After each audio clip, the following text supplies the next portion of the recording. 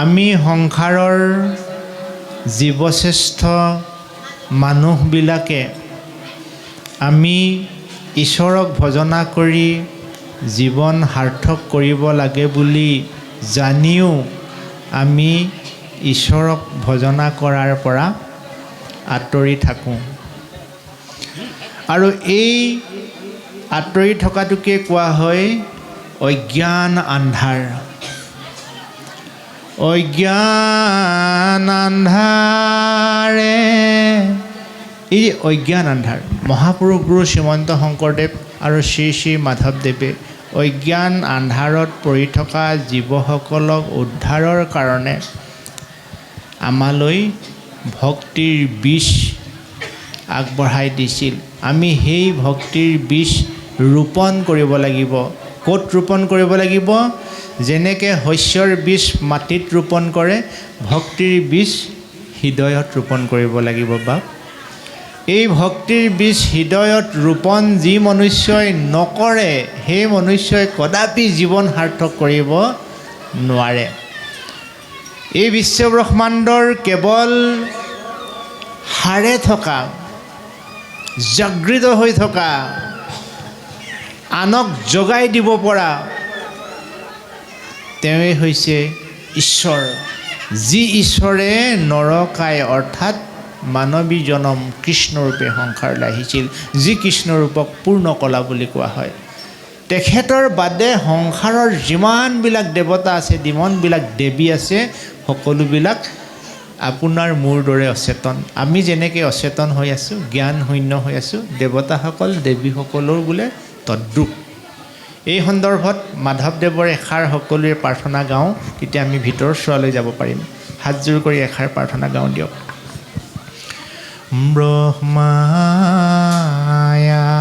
ব্ৰহ্মায়াদি কৰি জীৱ জগত ৰাম ৰাম ৰাম ৰাম ৰাম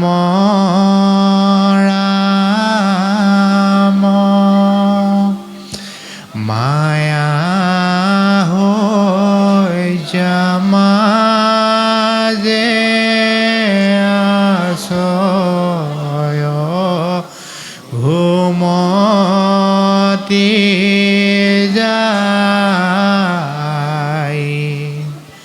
তুমি হে চৈতন্য সনাতন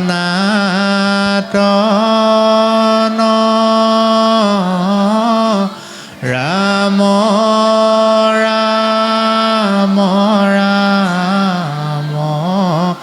ৰাম ৰাম ৰাম আমি অচেতন নিয়োগ নাথ জগাই আমি অচেতন নিয়োগ নাথ জগাই ঔ হৰি ঔ ৰাম। ব্ৰহ্মাকে আদি কৰি হৈছে, ব্ৰহ্মাকে আদি কৰি ত্ৰিদশৰ যিমানবিলাক দেৱতা দেৱী আছে, সকলোবিলাক আপোনাৰ মোৰ দৰেই মায়াৰ শয্যাত ঘুমতি গৈ আছে। গতিকে আমি যেনেকৈ নিজে টোপনি গৈ থকাজনে লগৰজনে টোপনি গৈ থকাজনক জগাই দিব নোৱাৰোঁ, তদ্ৰূপ এই সংসাৰৰ কোনো দেৱতা বা কোনো দেৱীয়ে আপোনাক মোক কৃপা কৰোণা কল্যাণ উন্নতি কৰিব নোৱাৰে নোৱাৰে নোৱাৰে। কাৰণ তেওঁলোক নিজেই নিদ্ৰামগ্ন। সাৰে আছে কোনে? তুমিহে চৈতন্য। তুমি কোন? সেই তুমিজনেই হৈছে ঈশ্বৰ। এই তুমিজনেই হৈছে কৃষ্ণ। যি কৃষ্ণক ভজনা কৰিলে মানুহৰ বুধ জ্ঞান উদয় হয়। অভাৱনো কাৰ নাই? চবৰে অভাৱ আছে। দিন হাজিৰা কৰাৰ পৰা ৰজা মহাৰজালৈকে অভাৱেই অভাৱ। কাৰো কেতিয়াও সম্পূৰ্ণ সমস্যা আজিলৈকে সমাধান হোৱা নাই, আৰু চন্দ্ৰ সূৰ্য থাকে মানে সমস্যা সমাধান নহয়। যি আছে তাতেই সন্তুষ্ট হৈ নিৰ্মল স্বচ্ছ নিকা এই পবিত্ৰ ভাৱেৰে যি মনুষ্যই ঈশ্বৰক সৰ্বোচ্চ অৰ্পণ কৰে, সেই মনুষ্যই ভগৱানৰ একান্ত ভকতলৈ উত্তীৰ্ণ হয়। গতিকে আপুনি মই সংসাৰত প্ৰথমতে এজন জীৱশ্ৰেষ্ঠ মানুহ হিচাপে কিন্তু আমি ঈশ্বৰৰ কৃপা কৰোণা লাভ কৰিব নোৱাৰিম। মানুহৰ পৰা আমি ভকতলৈ উত্তীৰ্ণ হৈ ল'ব লাগিব। যেনেকৈ ৰাস্তা পদূলিয়ে ঘূৰি ফুৰা ল'ৰা আৰু স্কুলত নামভৰ্তি কৰা ল'ৰাৰ মাজত পাৰ্থক্য এটা নাই জানো? আলিয়ে পদূলিয়ে ঘূৰি ফুৰা ল'ৰাটোৱে স্কুলত কোন শ্ৰেণীত যাব, কি পোছাক পিন্ধিব, শিক্ষকৰ কিবা প্ৰয়োজন আছেনে নাই? কাৰ প্ৰতি শিক্ষকৰ দায়িত্ব আছে? যি সন্তানক বিদ্যালয়ত অন্তৰ্ভুক্তি হয়। অৰ্থাৎ আপুনি মই সংসাৰত প্ৰথমতে ঘূৰি ফুৰা সেই শিশুবিলাকৰ দৰে আমি একোজন বাটৰুৱা। কিন্তু আমাৰ ভাগ্য ভাল যে আমাৰ মা দেউতা, আমাৰ সমাজখন, আমাৰ অগ্ৰজসকলে আমাক বিদ্যালয়ত নামভৰ্তি কৰোৱাই দিলে। বিদ্যালয় মানে কি? ঈশ্বৰৰ ওচৰত আমাক চিনাই দিলে। এতিয়া ঈশ্বৰে যিটো ভাল পায় আমি সেই কৰ্মত যদি নিজকে মন মজাব পাৰোঁ, ঈশ্বৰৰ আমি প্ৰিয়পাত্ৰ হ'ম। আৰু ঈশ্বৰৰ প্ৰিয়পাত্ৰজনকে ভকত বুলি কোৱা হয়। তেনেহেন অগণন ভকতে যেতিয়া ভগৱানক আবাহন কৰে, সেই ভগৱন্তই বোলে বৈকুণ্ঠ আৰু যোগীৰ হৃদয়ত শান্তিৰে থাকিব নোৱাৰে। য'ত আবাহন কৰা ঠাই তালৈ তেওঁ আহিবলৈ বাধ্য হয়। এই কথাষাৰ কৃষ্ণই অৰ্জুনক কোৱাৰ চলেৰে গীতা শাস্ত্ৰত তেওঁ এনেকৈ আমাক বুজাইছিলে যে হে সংসাৰৰ জীৱসকল, মোৰ অমৃত কথা, মোৰ গোপন কথা মই তোমাক এতিয়া ক'ম, শুনাচোন, এই বুলি অৰ্জুনক কৈছিলে। কেনেকৈ কৈছিলে? মোৰ নাম গুণ কথা গৈপে কোনে কহে, দয়াৰে আকুল হৰিৰে নহে। আঠে বেথে যাওঁ মই চাপোহনিত,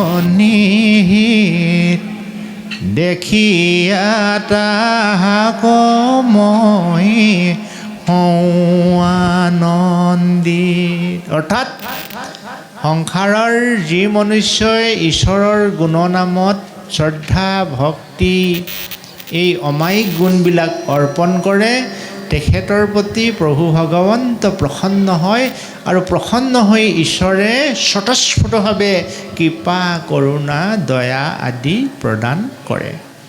গতিকে এই কৃপা কৰোণা দয়া বজাৰত কিনিবলৈ পোৱা বস্তু নহয়। গতিকে এই সম্পত্তিৰ অবিহনে আপুনি মই কিন্তু সংসাৰত জীয়াই থাকিবই নোৱাৰোঁ। গতিকে এই সম্পত্তি গৰাকী হ'বলৈ হ'লে কি কৰিব লাগিব তাকে ইয়াত বৰ্ণনা কৰা হৈছে যে সংসাৰ ব্যাধিৰ ইহে কৰন্ত উপাখান্ত। কোনটোৱে? শুনা সামাজিক কৃষ্ণ চৰিত্ৰ নিতান্ত। যি মনুষ্যই ঈশ্বৰৰ গুণ গৰিমাৰ কথা শ্ৰৱণ কীৰ্তন কৰে, সেই মনুষ্যই সংসাৰৰ ব্যাধি উপাখান্ত কৰে, মানে আঁতৰাই দিয়ে।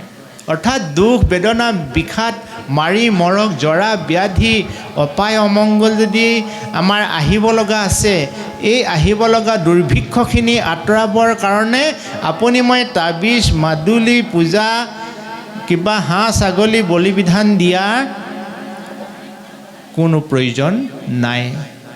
কি প্ৰয়োজন আছে?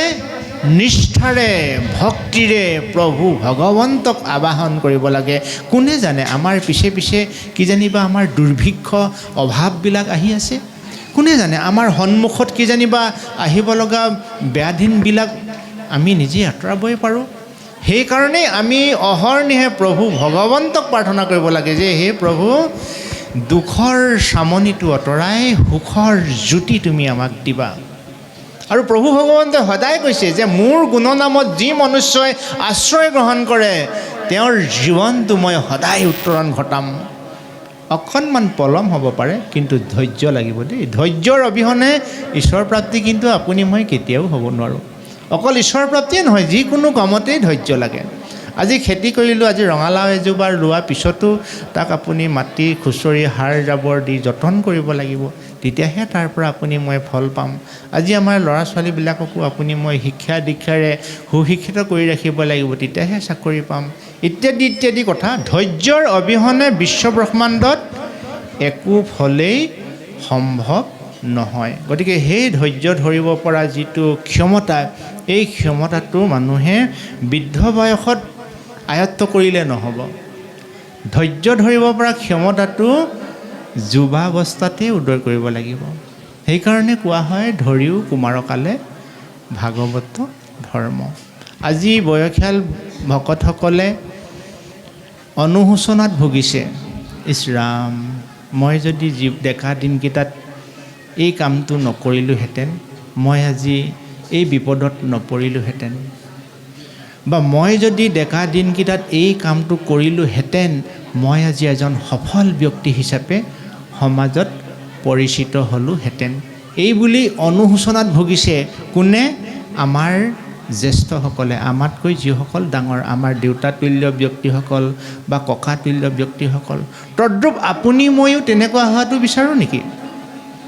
আমাৰ ভোগৰ কাৰণে যিহেতু আমাৰ অগ্ৰজসকলে চিন্তা কৰিছিলে, আমি এতিয়া ভোগ কৰাৰ সময়, আমি যদি ভোগ নকৰি আমিও যদি হতাশাত ভুগি আমিও যদি আমাৰ ককাহঁতৰ দৰে হামিয়াব লগা হয়, আমাতকৈ বাৰু কোনোবা দুৰ্ভগীয়া থাকিবনে? গতিকে মাধৱ পুৰুষে কৈছে যে সেই সংসাৰৰ জীৱসকল, তুমি দুৰ্ভগীয়া নহ'বা। দুৰ্ভগীয়া হোৱাৰ মূল কাৰণটো হৈছে, সকলোৱে এবাৰ গাওঁ, এ ৰাম হৰি হৰি হৰি হৰি হৰি হৰি হৰি কি কাম কৰিলো আমি। হৰি হৰি হৰি হৰি হৰি হৰি হৰি কি কাম কৰিলো আমি। সাধু সংগ লয়া তোমাক নভজি, ভৈলো কিনো অধোগামীয়ে।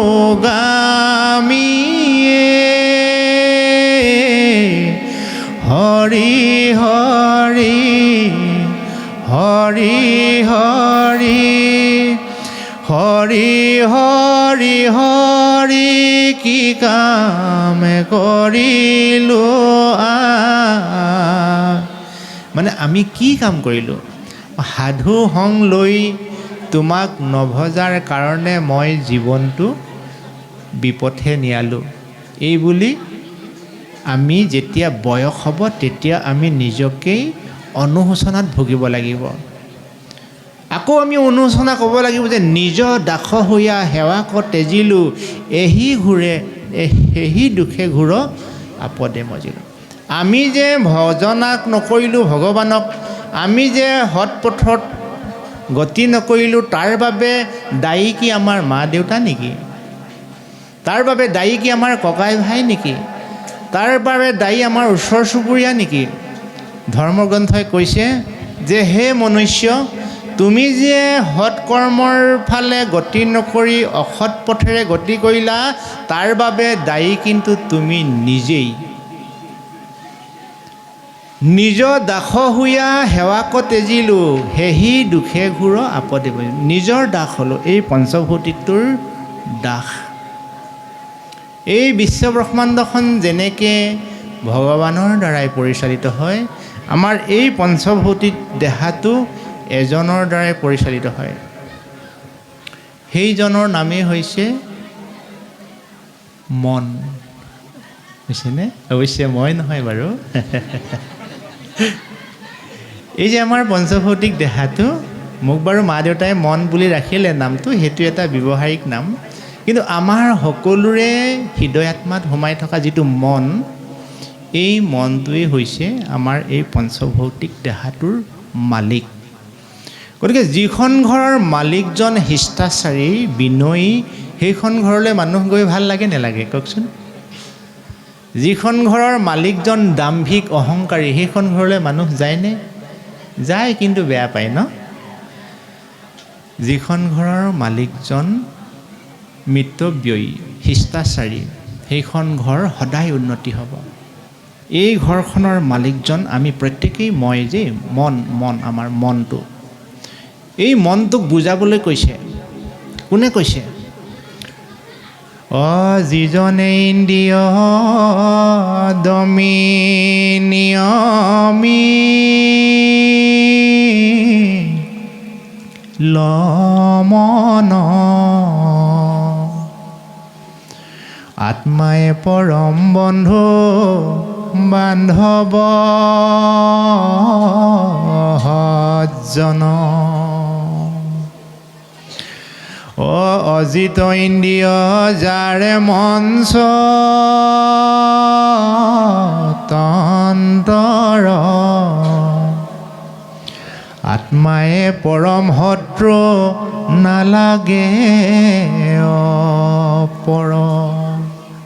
এই হৃদয় আত্মাত সোমাই থকা আত্মাটোক কেতিয়াবা নিজেই শত্ৰু হয় বুলি কৈছে, কেতিয়াবা বন্ধু হয় বুলি কৈছে। কেতিয়া বন্ধু হয়? ইন্দ্ৰিয়বিলাক দমন কৰি মনটোৱে যেতিয়া পৰিচালিত কৰিব পৰা ক্ষমতাটো আমি অৰ্জন কৰি ল'ম, তেতিয়া আমি নিজেই নিজৰ উন্নতিৰ জখলাত আগুৱাই যাব পাৰিম। আৰু ইন্দ্ৰিয় বশৱৰ্তী যদি আমি হওঁ, ইন্দ্ৰিয় বশৱৰ্তী মানে কি? চকুৱে দেখিছোঁ, মানুহে, মোৰ লগৰটোৱেচোন শিখৰ খাইছে, ময়ো এপেকেট খাই দিওঁ।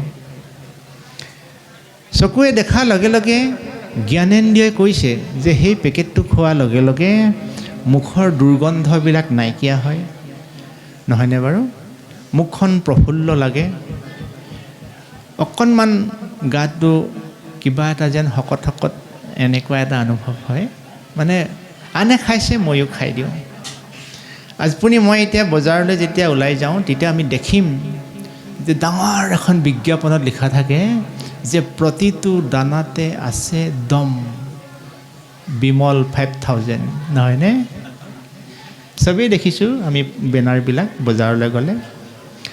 তাত লিখা আছে কি যে প্ৰতিটো দানাতে আছে দম, মানে দানা মানে টুকুৰা, প্ৰতিটো টুকুৰাতে এনেকুৱা এটা শক্তি আছে যিটো শক্তিয়ে মানুহৰ মন প্ৰফুল্লিত কৰে।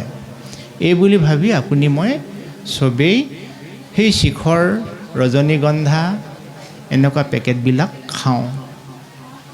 কিন্তু বিজ্ঞানে কৈছে এই পেকেটবিলাকত যে লিখা আছে প্ৰতিটো দানাতে আছে দম, এই দম মানে শৰীৰৰ উত্তৰণ হোৱা দম নহয়, শৰীৰক অনিষ্ট কৰিব পৰা দম, শৰীৰক পংগু কৰিব পৰা দম।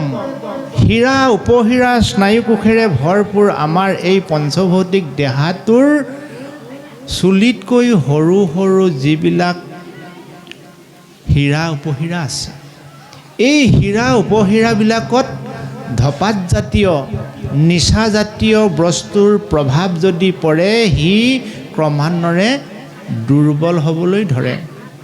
দুৰ্বল হোৱাৰ লগে লগে সেই দেহাটো, সি ল'ৰাই হওক, ছোৱালীয়ে হওক, বৃদ্ধই হওক, যুৱাই হওক, ক্ৰমান্বয়ে তাৰ শৰীৰৰ যিবিলাক পাচনতন্ত্ৰ দুৰ্বল হয়, শৰীৰৰ স্মৃতিশক্তি দুৰ্বল হয়। এদিনকৈ এটুপ পৰি ডাৱৰ পানী পৰি ভৰি গ'ল বহল সাগৰ।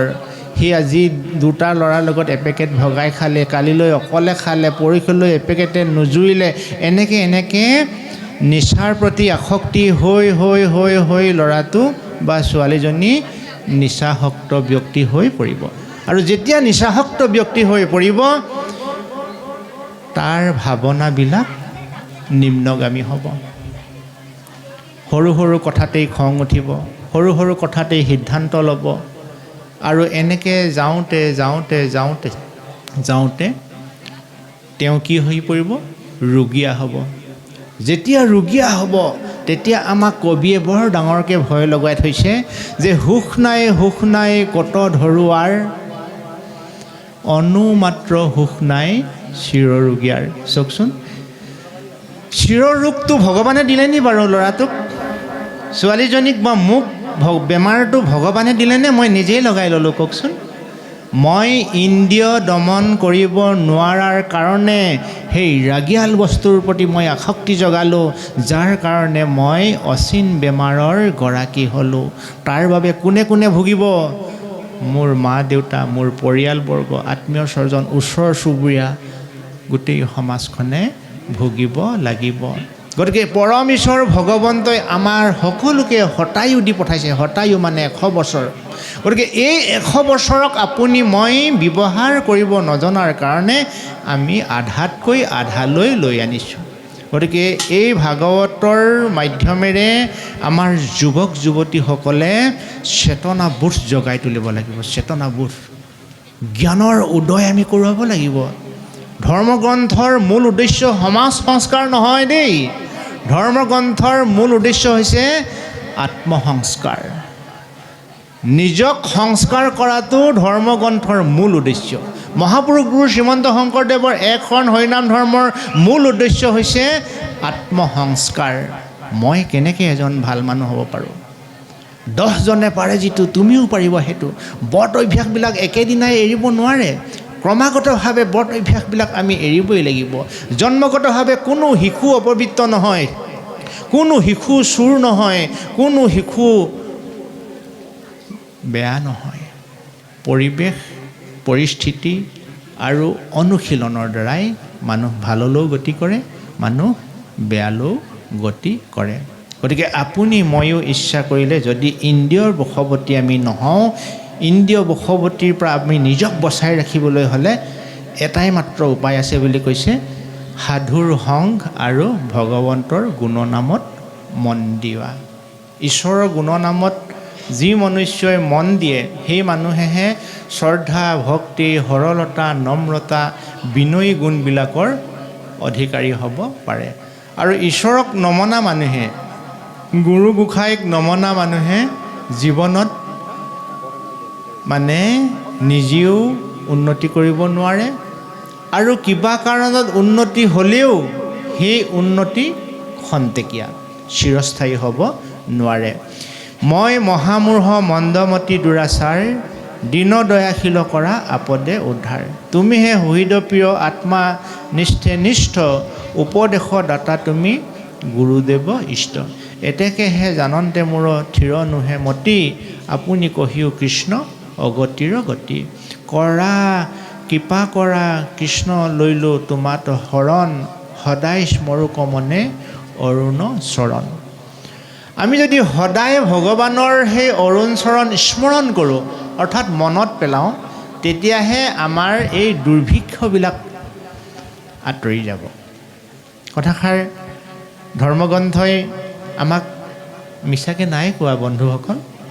আমি সদায় ঈশ্বৰক স্মৰণ কৰিবই লাগিব। সদায় স্মৰণ কেনেকৈ কৰিবা? হয়তো তোমাৰ সময় নহ'ব পাৰে বা অসুবিধাও হ'ব পাৰে। তেতিয়া তুমি এটা কাম কৰিবা, সেই সজ্জনসকল, ৰাতিপুৱা শুই উঠাৰ লগে লগে প্ৰভু ভগৱন্তক স্মৰণ কৰিবা। স্নান কৰিবলৈ গৈছা, ঈশ্বৰক অৰ্পণ কৰি তুমি সেই পানীৰে স্নান কৰা। কাপোৰ পিন্ধা, ঈশ্বৰক স্মৰণ কৰি তুমি সেইখিনি কাপোৰ সুন্দৰকৈ পিন্ধা। খাবলৈ লৈছা, ঈশ্বৰক স্মৰণ কৰি তুমি খোৱা। ক'ৰবাত যাবলৈ লৈছা, ঈশ্বৰক স্মৰণ কৰি তুমি যোৱা। কিবা এটা কৰিবলৈ লৈছা, তুমি ঈশ্বৰক স্মৰণ কৰি কৰা। মুঠতে ঈশ্বৰৰ অবিহনে কদাপি মানুহৰ জীৱন উত্তৰণ নহয় নহয় নহয়। এই কথাষাৰ মহাপুৰুষ গুৰু শ্ৰীমন্ত শংকৰদেৱে সমগ্ৰ মানৱ জাতিকেই বুজাই দিবৰ বাবেহে এক শৰণ হৰিনাম ধৰ্ম প্ৰচাৰ কৰিছিল। এইবাৰ আমি ঈশ্বৰৰ নাম এষাৰ সকলোৱে লগ লাগি গাওঁ দিয়ক। তাৰপিছত আকৌ ঈশ্বৰৰ এই তত্ত্ব কথাবিলাক আমি বৰ্ণনা কৰিম।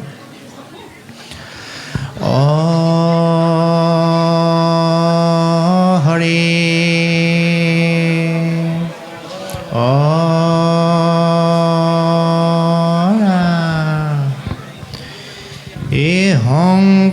শংকৰদেৱে নামৰ মালা মাধৱদেৱে দি গ'ল ভকতিৰ ধাৰা ভকতিৰ ৰস বান্ধৈ হৰি নাম ভকতৰ সংগত বহি লওঁ হৰি নাম ভকতৰ সংগত বহি লওঁ হৰি নাম হে ৰামে ৰামে শংকৰদেৱে দি গ'ল নামৰ মালা মাধৱদেৱে দি গ'ল ভকতিৰ ধাৰা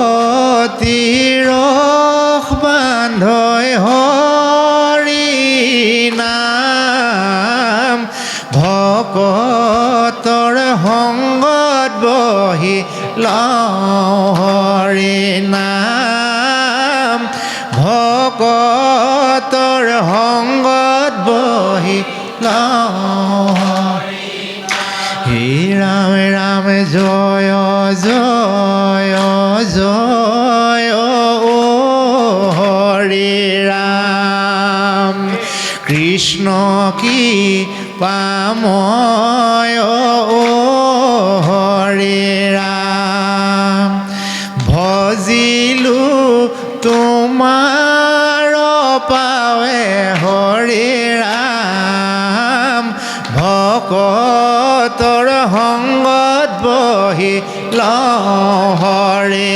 নাম ভকতৰ সংগত বহি লওঁ হৰি নাম শংকৰদেৱে দি গ'ল নামৰ মালা মাধৱদেৱে দি গ'ল ভকতিৰ ধাৰা ভকতিৰ ৰস বান্ধৈ হৰি নাম ভকতৰ সংগত বহি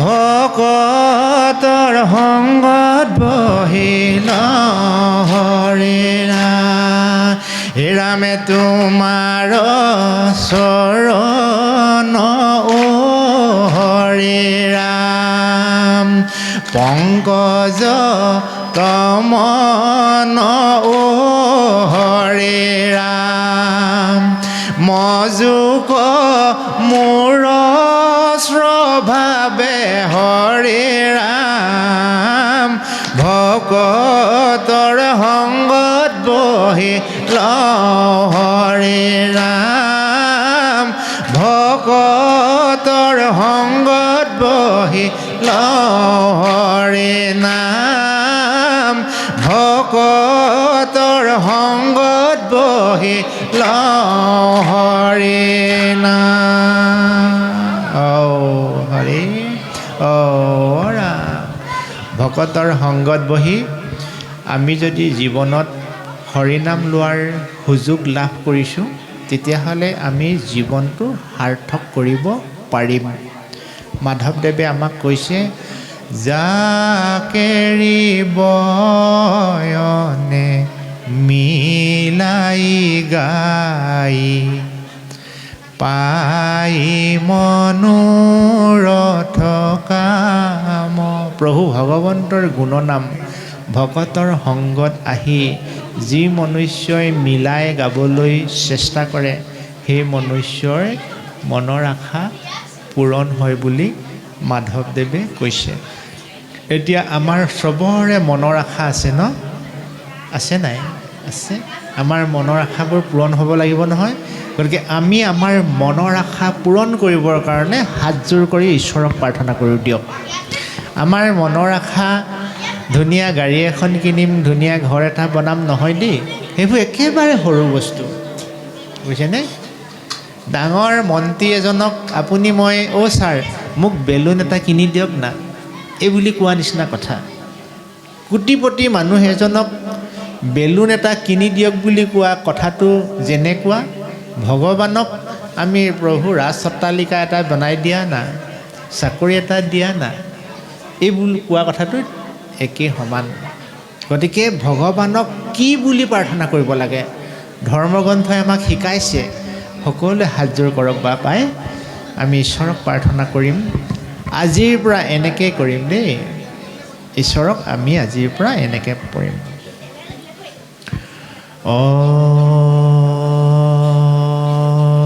হৰি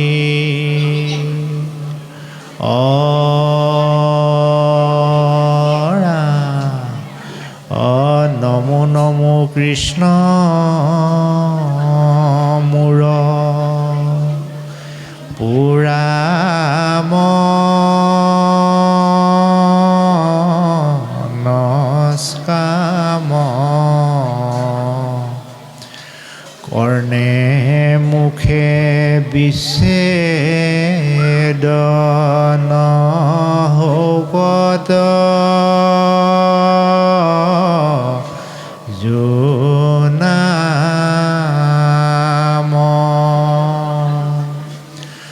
ৰাতুল চৰণ দুই হৃদয়ে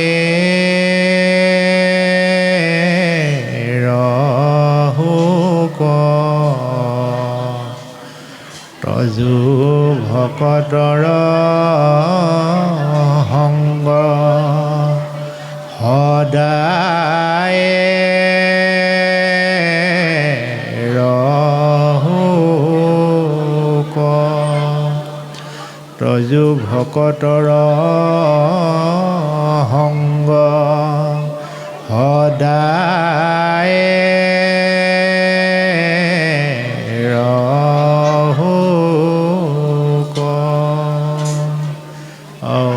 হৰি কৃষ্ণ প্ৰভু। আমি আচলতে ঈশ্বৰক বোলে এনেকৈহে প্ৰাৰ্থনা কৰিব লাগে। কি বুলি প্ৰাৰ্থনা কৰিলোঁ? হে প্ৰভু, তোমাক মই কৌটি কৌটি বাৰ নমস্কাৰ কৰিছোঁ, প্ৰণাম কৰিছোঁ, সেৱা কৰিছোঁ। তুমি মোৰ মনৰ কামনা পূৰণ কৰা প্ৰভু। মোৰ মনৰ কামনা হৈছে কৰ্ণে মুখে বিচ্ছেদ নহওক তজু নাম। তাৰমানে ঈশ্বৰৰ নামৰ পৰা আপুনি মই যদি আঁতৰি থাকোঁ, আমাক প্ৰভু ভগৱন্তৰ মায়াই পাব, মায়া।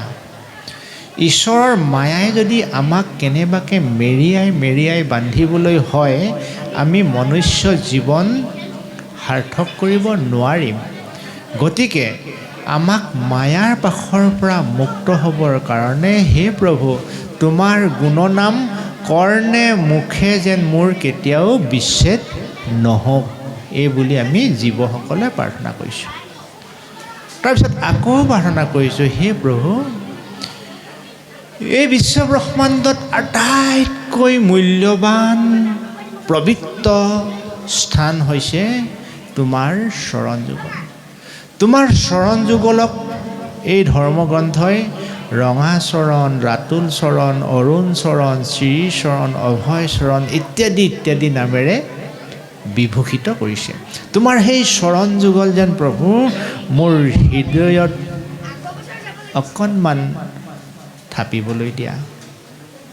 সেইকাৰণে ভকতসকলে কয়, কৰ্ণে শুনা কৃষ্ণ কথা, মুখে লোৱা নাম, হৃদয়ত আসন পাতি কৃষ্ণ কৰা ধ্যান। এই বিশ্বব্ৰহ্মাণ্ডৰ আটাইতকৈ টান কাম এইটোৱেই, আৰু বিশ্বব্ৰহ্মাণ্ডৰ আটাইতকৈ সহজ কাম এইটোৱেই।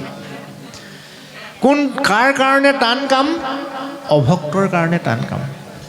কাৰ কাৰণে সহজ কাম? ভক্তৰ কাৰণে সহজ কাম। ভক্ত কেতিয়া হয়? মানুহে ভক্তলৈ কেতিয়া উত্তীৰ্ণ হয়? দাস হৈ পেলাই, নিজকে সৰুতকৈ সৰু সৰুতকৈ সৰু সৰুতকৈ ভকতি ৰয় এটি বালিচাহি 100 ভাগ কৰিলে তাৰহে এভাগ মই। ভকতৰ চৰণ চুই মই যদি শিৰত ল'ব পৰা মোৰ সেই মানসিকতাই নাই হোৱা, মই কিন্তু ভগৱন্তৰ সেৱক হ'ব নোৱাৰিম। এজন আমুকাহে, এজন এওঁহে, এই দৃষ্টিটোত নহ'ব। গুহক চণ্ডাল নামৰ এজন ব্যক্তি যুধিষ্ঠিৰৰ ৰাজকীয় যজ্ঞত আহি নোপোৱাৰ বাবে ৰাজকীয় যজ্ঞ সফলেই হোৱা নাছিল, য'ত জগতৰ ঈশ্বৰ কৃষ্ণ আছিল বোলে। জগতৰ ঈশ্বৰ কৃষ্ণ থাকিলেও নহ'ব, ভকত থাকিব লাগিব। ভকত কৃষ্ণক চৈতন্য কৰাজন হৈছে ভকত। আপুনি মই যদিও বা প্ৰভু ভগৱন্ততেই আত্মসমৰ্পণ কৰিব লাগে, তথাপি আপুনি মই এই মূৰ দোৱা আৰু কেইবাটাও ঠাই আছে। এই ধৰ্মগ্ৰন্থত আমি সেই ঠাইকেইটা উদ্ঘাটন কৰিব লাগিব। আমাৰ যেনেকৈ শিৱসাগৰখন তেলৰ এটা পুং আছে নহয়নে? তেলৰ যিটো ভাটিত পুংটো ক'ত ওলায়, যেনেকৈ তেওঁলোকে বয়িং কৰি কৰি কৰি কৰি তাত তেলটো উলিয়াইছে, ঠিক তেনেকৈ আমাৰ ধৰ্মৰ গ্ৰন্থখনত মহাপুৰুষ গুৰু শ্ৰীমন্ত শংকৰদেৱে কৈছে যে এই মানৱ জাতিৰ আটাইতকৈ মূল্যৱান সম্পত্তি এই মূৰটো, এই শিৰটো ক'ত ক'ত দোৱাব লাগিব। এই মূৰটো তুমি দোৱাবা বন্ধু গুৰুৰ ওচৰত। সেই আদ্য গুৰু পিতৃ মাতৃয়েই হওক, শিক্ষাগুৰু দীক্ষাগুৰু মহাপুৰুষ শ্ৰীমন্ত শংকৰদেৱ পৰম গুৰু, এই গুৰুসকলৰ চৰণত তুমি মূৰ দোৱাব পাৰিবা। আৰু মূৰটো ক'ত দোৱাবা? দেৱতা উদ্ধত কৃষ্ণ, কৃষ্ণ একদেৱ দুখহাৰী, যিজন দেৱতাই আমাৰ জীৱসকলৰ দুখ হৰণ কৰিব পাৰে, নাইকিয়া কৰিব পাৰে, তাৰ ঠাইত আনন্দ শান্তি জ্ঞান উদয় কৰাব পাৰে, সেইজন কৃষ্ণৰ চৰণত এই মূৰ দোৱাবা। সেই বন্ধু তুমি এই মূৰটোৰ তাত দোৱাবা য'ত ভগৱন্তৰ গুণনাম বিৰাজমান হৈ থাকে। ৰাম নামত তুমি মূৰ দোৱাব পাৰিবা। ৰাম নাম কোনে গায়? ৰাম নাম ভগৱন্তৰ একান্ত ভকতে গায়। ভকতৰ চৰণত তুমি মূৰ দোৱাব পাৰিবা। ভকতসকল ক'ত থাকে? এই ধৰাধামত থাকে, এই বিশ্বব্ৰহ্মাণ্ডত থাকে, এই ধৰিত্ৰীত থাকে। এই ধৰিত্ৰী আইক তুমি মূৰ দোৱাব পাৰিবা। বৰাহ ৰূপেৰে যেতিয়া সাগৰৰ পৰা এই বসুমতীক উদ্ধাৰ কৰি আনিছিল প্ৰভু ভগৱন্তই, এই বসুমতীত জীৱসকল সৃষ্টি কৰি দেখিলে যে প্ৰতিটো জীৱই আহাৰ নিদ্ৰা ভয় আৰু মৈথুন। আহাৰ মানে খাদ্য, নিদ্ৰা মানে টোপনি, ভয় মানে মৃত্যুৰ ভয়, মৈথুন মানে সৃষ্টিৰ যিটো ক্ষমতা, এই গোটেইখিনি সমান। কিন্তু জীৱশ্ৰেষ্ঠ মনুষ্যক তাতোতকৈ ঊৰ্ধত অকণমান প্ৰসাদ বেছিকৈ দিলে, নাম যাৰ জ্ঞান। আৰু এই জ্ঞানৰ দ্বাৰাই মানুহে ভালো হ'ব পাৰে, আৰু জ্ঞানক যদি বেয়াকৈ ব্যৱহাৰ কৰা যায় বেয়াও হ'ব পাৰে। এই যে জুইকুৰা দেখিছে, জুইকুৰাই মানুহক বহুত ভাল কাম কৰিব পাৰে। যেনেকৈ আমাক অতি থেতুৱাই ধৰা জাৰত ই তাপ দিব, জুইত আমি ৰন্ধন প্ৰকৰণ কৰি আমি খাদ্য খাব পাৰোঁ, জুইৰ দ্বাৰাই বিভিন্ন বেমাৰৰ বীজাণু নিৰ্মূল কৰিব পাৰি, ইত্যাদি ইত্যাদি। এইবিলাক হৈছে জুইৰ গুণ। আৰু জুইৰ বদগুণ হৈছে নিমিষতে ছাৰখাৰ কৰি পেলাব পাৰে, নহয়নে? সদগুণ আৰু বদগুণ চবৰে আছে। জুই যেনেকৈ আছে, পানীও তেনেকৈ সদগুণ আৰু বদগুণ আছে। সূৰ্যৰ তাপৰো সদগুণ আৰু বদগুণ আছে। আপোনাৰ মোৰো সদগুণ আৰু বদগুণ আছে। আমি বদগুণক সদায় আঁতৰাই ৰাখি সদগুণক আমি আগুৱাই নিব লাগে। কিন্তু দুখৰ বিষয়, আমি সদগুণক প্ৰাধান্য কমকৈ দিওঁ, বদগুণক আমি বেছিকৈ গুৰুত্ব দিওঁ। গতিকে যি মানুহে বদগুণৰ পৰা নিজক সদগুণলৈ আগুৱাই নিব পাৰে, সেই মানুহজনকে ধৰ্মীয় ভাষাত ভকতৰ শাৰীত ৰখা হৈছে। আৰু এনেহেন ভকতে সদায় প্ৰভু ভগৱতকে আৰাধনা কৰে। সি ল'ৰাই হওক, ছোৱালীয়ে হওক, বৃদ্ধই হওক, যোনেই নহওক লাগিলে প্ৰভু ভগৱন্তৰ একান্ত ভকত যি মনুষ্যই হ'ব পাৰিছে সেই মনুষ্যই ঈশ্বৰৰ কৃপা কৰোণা দয়া লাভ কৰিব কৰিব কৰিব। এই কথাষাৰ বুজাবলৈকে এই কথাখিনি এই ছবি সংখ্যকত উল্লেখ কৰা হৈছে। সেয়েহে বচনত মাত্ৰ দৃঢ় মই শূন্য মতি মূঢ় পৰ উপদেশত পণ্ডিত তুমি হেন দেৱজানী নপাৰিলোঁ চক্ৰপাণি আপোনাৰ দুখ খণ্ডিত। হে প্ৰভু, মই আনক উপদেশ দিয়াতহে মই পণ্ডিত হ'লোঁ, কিন্তু মই সেই উপলব্ধিখিনি নিজে পালন কৰাৰ ক্ষেত্ৰত মই শূন্য। তাৰমানে কি? উপদেশতকৈ আৰ্হি ভাল। আমি আনক ঈশ্বৰ প্ৰাপ্তি হোৱাৰ পথ দেখুৱাই দিয়াটো বিশ্বব্ৰহ্মাণ্ডৰ আটাইতকৈ সহজ কথাটো হৈছে আনক পৰামৰ্শ দিয়া, আৰু বিশ্বব্ৰহ্মাণ্ডৰ আটাইতকৈ টান কামটো হৈছে নিজে পালন কৰা। গতিকে আমি নিজে যদি পালন নকৰোঁৱে তেতিয়াহ'লে আমাৰ এই জীৱনটো এনেই যাবগৈ। তেতিয়া বিনাই বিনাই কান্দিব লাগিব। কেনেকৈ কান্দিম? অ সোণোৱালী দেহা এনেহে গঢ়িলোঁ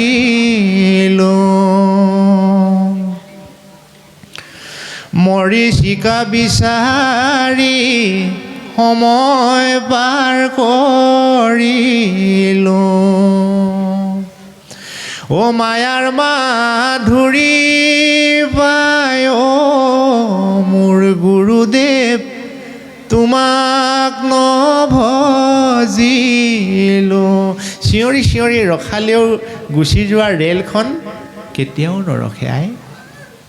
জীৱন যৌৱন যেতিয়া শেষ হৈ যাব তেতিয়া অনুশোচনা আহিব।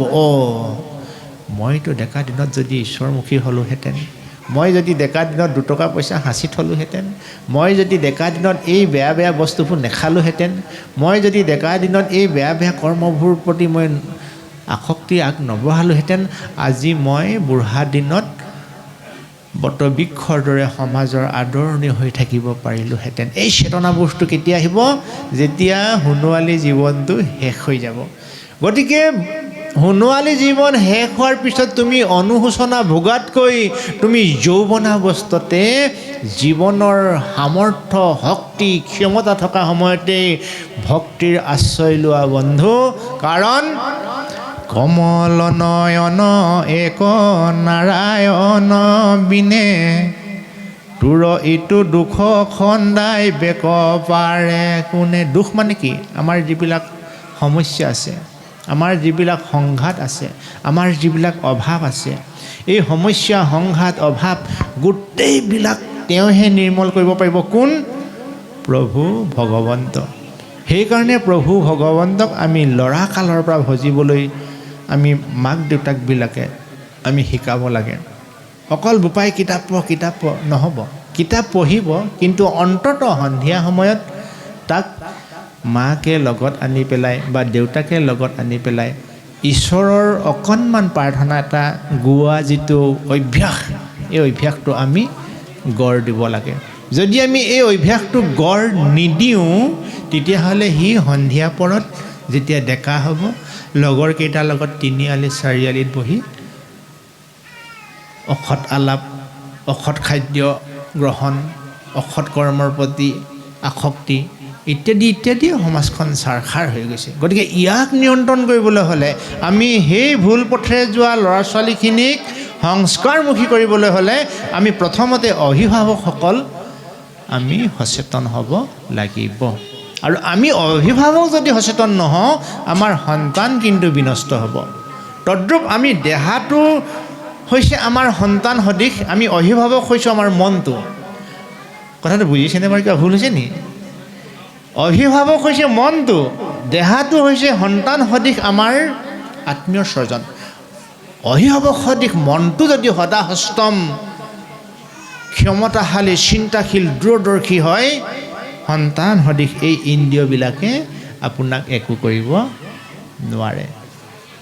গতিকে হে সজ্জনসকল, আমাৰ এই বিশ্বব্ৰহ্মাণ্ড দুখন আছে, এখন আমি আলোচনাতে কৈছোঁ, ভৌগোলিক বিশ্বব্ৰহ্মাণ্ড এখন, দেহৰ বিশ্বব্ৰহ্মাণ্ড এখন। পাও দুই দিলা তীৰ্থ কৰোঁ কগমন, চকু দুই দিলা সন্ত হৌক দৰিখন। ভৰি দুটা ঈশ্বৰে দিছিলে তীৰ্থ ভ্ৰমণ কৰিবলৈ, কাশী গয়া বৃন্দাবন সেইবোৰ ঠাইৰ তীৰ্থ। তোমাৰ পইচা আছে, সুবিধা আছে, তুমি চাই আহা, কিন্তু আপত্তি নাই। আচল তীৰ্থ এইখন য'ত ঈশ্বৰৰ গুণনাম হয়। এই ঈশ্বৰৰ গুণনাম হোৱালৈ তুমি এই দুটা ভৰিৰে যাবা হে সজ্জন। চকু দুই দিলা সন্ত হৌক দৰিখন, এই দুটা চকুৰে তুমি সাধুসকলক চাবা। আজি আপুনি মই নিস্বাৰ্থভাৱে ইজনে সিজনক সেৱা কৰিছোঁ, নহয়নে? কিবা স্বাৰ্থ আছে? কাৰো স্বাৰ্থ নাই। একদম স্বচ্ছ নিকা নিৰ্মল মন লৈ ইজনে সিজনক আমি সেৱা আগবঢ়াইছোঁ। চকু দুই দিলা সন্ত হৌক দৰিখন। নাখা দিলা তুলসীৰ ঘ্ৰাণ লৈ বা পুন, কৰ্ণ দুই দিলা তান শুনে নাম গুণ। ভকতে গোৱা ঈশ্বৰৰ নাম এই পাঠকসকলে গাইছে, আপোনাৰ সবেও গাইছোঁ। কৰ্ণেৰে আমি সেই কথাবোৰ শুনিছোঁ, নাখেৰে আমি তুলসীৰ সুবাস পাইছোঁ, সুগন্ধিৰ সুবাস। হস্ত দুই দিলা কৃষ্ণ কৰ্মে পৱৰ্তুক, উদৰ দিলন্ত তান প্ৰসাদ ভুঞ্জুক। ভগৱানে জীৱশ্ৰেষ্ঠ মানুহ হিচাপে আমাক সংসাৰলৈ পঠিয়াওঁতেই চবকে দুখন দুখন হাত দি পঠিয়াইছে। এই দুখন হাতেৰে আমি নিজেও এমুঠি খোৱাকৈ উপাৰ্জন কৰিব লাগিব, 10জনকো খুৱাব লাগিব। নিজৰো কল্যাণৰ হকে এই দুখন হাতেৰে কাম কৰিব লাগিব, 10জনৰ কল্যাণৰ হকেও এই দুখন হাতেৰে কাম কৰিব লাগিব। আৰু এই দুখন হাতেৰে ঈশ্বৰক অৰ্পণ কৰিব পৰা ক্ষমতা থাকিব লাগিব। হস্ত দুই দিলা কৃষ্ণ কৰ্মে পৱৰ্তুক, উদৰ দিলন্ত তান প্ৰসাদ ভুঞ্জুক। ভগৱানক অৰ্পণ কৰা প্ৰসাদহে এইটো উদৰত ভৰাব পাৰি। ভগৱানে কোনবিলাক প্ৰসাদ খায়? স্বাভাৱিকতে আমি চবেই জানো, নহয়নে?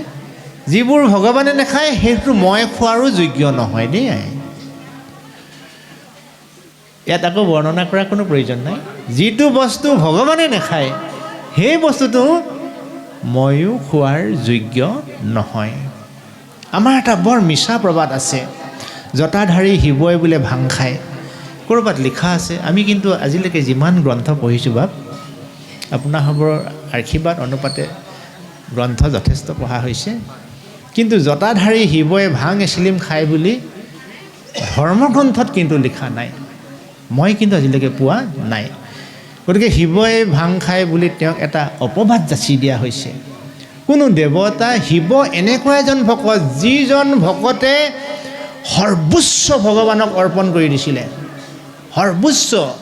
তেওঁ নিজৰ প্ৰিয়তমা মানে পাৰ্বতীক বাৰে বাৰে বুজাইছিলে, হে প্ৰিয়তমা, তুমি যে মোক ঈশ্বৰ বুলি ভাবিছা, মোক ভগৱান বুলি ভাবিছা, মইতো ভগৱান নহয়। মই তোমাক কওঁ, এই সংসাৰৰ স্ৰষ্টা দ্ৰষ্টা নিয়ন্তা মালিক হৈছে নাৰায়ণ। মই যে কৈলাশত গৈ নিৰলে বহি থাকোঁ, মইতো কি কৰোঁ বুলি তুমি ভাবিছা? মোৰ প্ৰভু ভগৱন্তক মই জপ কৰোঁ। গতিকে প্ৰিয়তমা, তুমিও জগতৰ ঈশ্বৰক জপ কৰিবা। চাওকচোন, তেনেহেন এজন ভগৱন্তৰ ভক্তক আমাৰ মানুহবিলাকে এনেই উপবাদ দিয়ে, বোলে শিৱ পূজা কৰোঁতে ভাং এচিলিম লাগে। ক'ৰ পৰা আহিল সেই কথাষাৰ নাজানো, কেনেকৈ আমাৰ মাজত এইটো বীজ ৰোপণ হ'ল এইটো আমি গম নাপাওঁ, কিন্তু ধৰ্মগ্ৰন্থত হ'লে লিখা নাই। ক'ৰবাত পুৰাণত লিখা আছে যদি মই নাজানো, মই কিন্তু পুৰাণ পঢ়া নাই। গতিকে যি কি নহওক, আমাৰ অপবাদ দিয়া, অপযশ দিয়া নিয়মটো আগৰ পৰা আছে। অপবাদলৈ আপুনি মই ভয় কৰিলে নহ'ব। মহাপুৰুষ গুৰু শ্ৰীমন্ত শংকৰদেৱক কিমানে অপবাদ দিছিলে, শ্ৰী শ্ৰী মাধৱদেৱক কিমানে অপবাদ দিছিলে, কৃষ্ণক কিমানে অপবাদ দিছিলে। শ্ৰীমন্ত মুনিটো বোলে কৃষ্ণই চুৰ কৰি নিলেও দেহি। চাওকচোন, গোটেই স্ৰষ্টাৰ দ্ৰষ্টাৰ নিয়ন্তা যিজন মালিক, তেওঁকনো বা চুৰ সজাব লাগেনে? শ্ৰীমন্ত মুনিটো বোলে কৃষ্ণই চুৰ কৰি নিলে। আৰু এই কলংক মোচন কৰিবৰ কাৰণে কৃষ্ণই কি লীলা কৰিলে, গোটেই কথাখিনি আপোনাৰ মোৰ জ্ঞাত। এতিয়া এজন মানুহৰ পতন কেতিয়া হয় মন কৰিব দেই। মন কৰিব। অ সত্ৰাজিত পাছে গৃহক আইলা অনেক মাংগল্য বৈদ্য বজাইলা দেৱৰ গৃহে প্ৰক্ষিপ নিপাতে নিবেদিলা মণি বিপৰ হাতে। যি মণি পাই শ্ৰীমন্ত মণিৰ নামেৰে উজ্জীৱিত হোৱা এটি সুন্দৰ সম্পদ আজি সত্ৰাজিতে উপহাৰ হিচাপে লাভ কৰিছিল সূৰ্য দেৱতাৰ পৰা। আৰু এই উপহাৰটো লৈ তেওঁ যেতিয়া ঘৰলৈ আহিছিল মানুহে ভয়তে লৰ মাৰিছিল, বুজিছেনে? কি বস্তু আহিল? তেতিয়া গোটেই প্ৰজাসকলক ৰক্ষাৰ হেতুকে ভগৱানে আহি পেলাই সত্ৰাজিতক কৈছিল, সত্ৰাজিত তুমি এই মণিটো তোমাৰ ওচৰত থাকিলে তোমাৰ ক্ষতি হ'ব, গতিকে তুমি মণিটো মোক দিয়া। সেইটোৱেই কেৰুণটো। ঈশ্বৰে যেতিয়া আমাক খোজে আমি যদি দিবলৈ টান পাওঁ তাৰ পৰাই কেৰুণটো আৰম্ভ হ'ব দেই। এতিয়া ঈশ্বৰ সদৃশ সমাজত আমাৰ ভকতসকলেই নহয় জানো? আমাৰ ভকতসকলে গৈ পেলাই কোনোবা এজনক ক'লে, হেৰৌ খগেন আমি ভাগৱত পাঠৰ অনুষ্ঠান এটা আয়োজন কৰিছোঁ, গতিকে ৰাইজে চিন্তা চৰ্চা কৰি তোমাৰ পৰা টকা 1000 বিচাৰিছে, তুমি কৃপা কৰি আমাক টকা 1000 দি অনুষ্ঠানটো সাফল্যমণ্ডিত কৰা। এই মানুহজনক এখন সমাজে যে খুজিছেগৈ টকা 1000, তেওঁৰ সামৰ্থ্য আছে কাৰণে খুজিছে। সামৰ্থ্য নথকা মানুহজনক 1000 টকা সমাজে কেতিয়াও খুজিবলৈ নাযায়। কিন্তু সেই মানুহজনে যদি ইয়াত বাৰ্গেনিং কৰে, কম বেছি কৰে, চাওকচোন, মই এইকেইদিন নোৱাৰিছোঁ পাই দিবলৈ, তেওঁ সঁচাকৈ নোৱাৰিব। গতিকে সমাজেও চালি চাৰি চাই কাম কৰে, আৰু যিজনক কৰা যায় মোকেই যেতিয়া খোজে বা দায়িত্ব দিয়ে আমি সামৰ্থ্য অনুপাতে সমাজৰ কাম কৰিবলৈ সদা সৰ্বদা সংকল্পবদ্ধ হ'ব লাগে। তেতিয়া আমি কদাপি ঈশ্বৰৰ কৰুণাৰ পৰা বঞ্চিত নহ'ম। আৰু সেই কৃষ্ণই সত্ৰাজিতক মণিটো খোজোতে নিদিয়াৰ কাৰণেই গোটেই সত্ৰাজিতৰ জীৱনটো কি হৈ গ'ল সেইখিনিয়ে বহুত দীঘল বৰ্ণনা। তাৰ ভায়েকৰ মৃত্যু হ'ল, সিংহ এটা মৃত্যু হ'ল, নহয়নে বাৰু? তাৰপিছত আপোনাৰ কিমান যে কি হৈ গ'ল এইখিনি বৰ্ণনাৰ অতীত। গতিকে হীৰ গোটা দিলা টান আনন্দিত মন পদাৰ বিন্দত সদা কৰোঁ বন্দন। এই বিশ্ব ব্ৰহ্মাণ্ডত আমাক এই ভগৱন্তই যিটো মূৰ দিলে, এইটো হীৰটো, এই হীৰটোৰ এটাই মাত্ৰ ঠাই আছে, প্ৰভু ভগৱন্তৰ পদাৰ বিন্দত বন্দন কৰা। তেতিয়াহে মনটো আনন্দত হ'ব। হীৰ গোটা দিলা টান আনন্দিত মন প্ৰভু পদাৰ বিন্দত সদা কৰোঁ বন্দন। যদি এই মূৰটোৱে প্ৰভু ভগৱন্তৰ পদযুগলত বন্দন কৰা আজিলৈকে নাই, তেওঁ আনন্দৰ সাগৰত কেতিয়াও বুৰ দিব নোৱাৰে। কোনখন সাগৰত বুৰ দিব? দুখৰ সাগৰত। দুখন সাগৰ আছে সংসাৰত, এখন সুখৰ সাগৰ, এখন দুখৰ সাগৰ।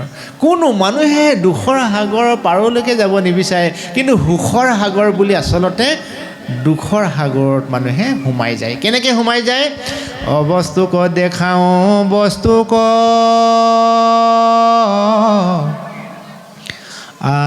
আৱৰি এহিহে মোহৰ মায়া জানানিষ্ঠ কৰি। যিটো অবস্তু, যিটো নল'লেও আমাৰ কাম চলে, সেইটোৰ প্ৰতিহে আপোনাৰ মোৰ হেঁপাহ।